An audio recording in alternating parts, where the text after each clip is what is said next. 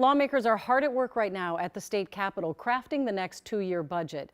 Today, they got an update from the Walz administration about federal spending policies and what they might mean for Minnesota. Danny Spiewak joins us live from the Capitol with a closer look. Danny?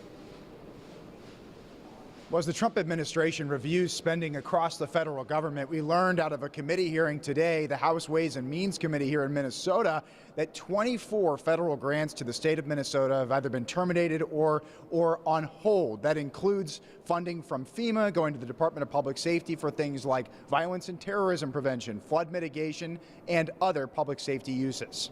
With the budget due in less than 2 months. Good morning, Mr. Chairman. State Budget Director Anna Mengi briefed the House Ways and Means Committee on Monday about how policies in Washington are impacting Minnesota. To monitor an evolving situation with the federal government. In her testimony, Mengi revealed that 24 federal grants to the state are currently on hold or canceled.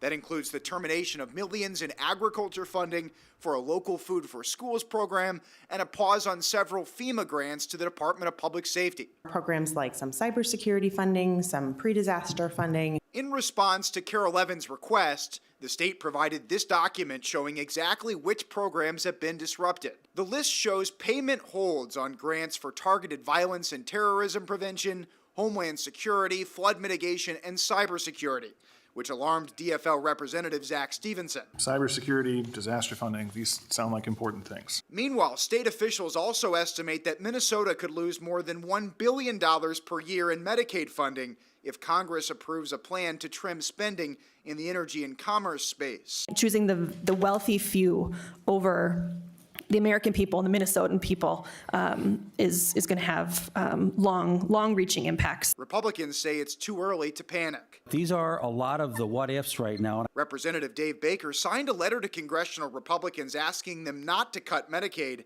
but still supports the Trump administration's broader strategy. We knew this day was coming to have these conversations about the federal deficit. Now, if state lawmakers in Minnesota don't pass the budget by the end of the session, May 19th, then the governor might have to call a special session to get it done in June. However, we've actually heard in the last couple of weeks from lawmakers that depending on what happens at the congressional level, lawmakers are already floating the possibility of having to return for a session in the fall, September or October, to potentially deal with any kind of fallout from the federal government. Back to you. All right. Thank you, Danny.